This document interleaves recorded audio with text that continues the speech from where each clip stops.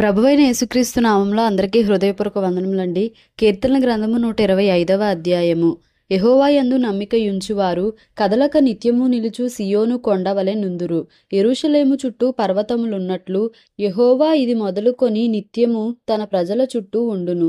నీతిమంతులు పాపము చేయుటకు తమ చేతులు చాపకుండునట్లు భక్తిహీనుల రాజదండము నీతిమంతుల స్వాస్థ్యము మీద నుండదు. యెహోవా మంచివారికి మేలు చేయుము, యథార్థ హృదయులకు మేలు చేయుము. తమ వంకర త్రోవలకు తొలగిపోవు వారిని పాపము చేయు వారితో కూడా యెహోవా కొనిపోవును. ఇశ్రాయేలు మీద సమాధానముండునుగాక. కీర్తనల గ్రంథము 126వ అధ్యాయము. సియోనుకు తిరిగి వచ్చిన వారిని యెహోవా చెరలో నుండి రప్పించినప్పుడు మనము కలకలిన వారి వలె నుంటిమి.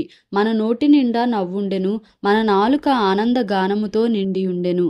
అప్పుడు యెహోవా వీరి కొరకు గొప్ప కార్యములు చేసెనని అన్యజనులు చెప్పుకొనిరి. యెహోవా మన కొరకు గొప్ప కార్యములు చేసియున్నాడు, మనము సంతోషభరితులమైతిమి.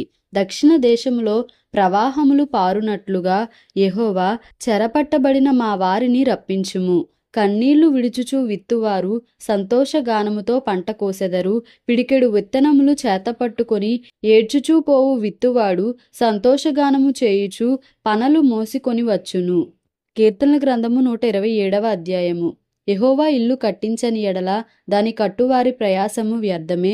యెహోవా పట్టణమును కాపాడని ఎడల దాని కావలి కాయువారు మేలుకొనియుండుట వ్యర్థమే. మీరు వేకువనే లేచి చాలా రాత్రి అయిన తరువాత పండుకొనుచు కష్టార్జితమైన ఆహారము తినుచు నుండుట వ్యర్థమే. తన ప్రియులు నిద్రించుచుండగా ఆయన వారికిచ్చుచున్నాడు.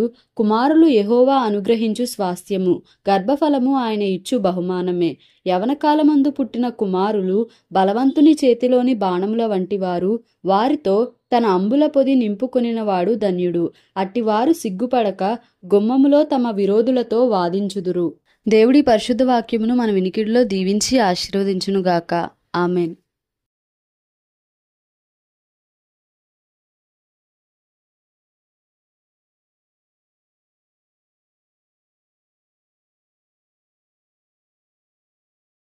Please like, share and subscribe for more videos.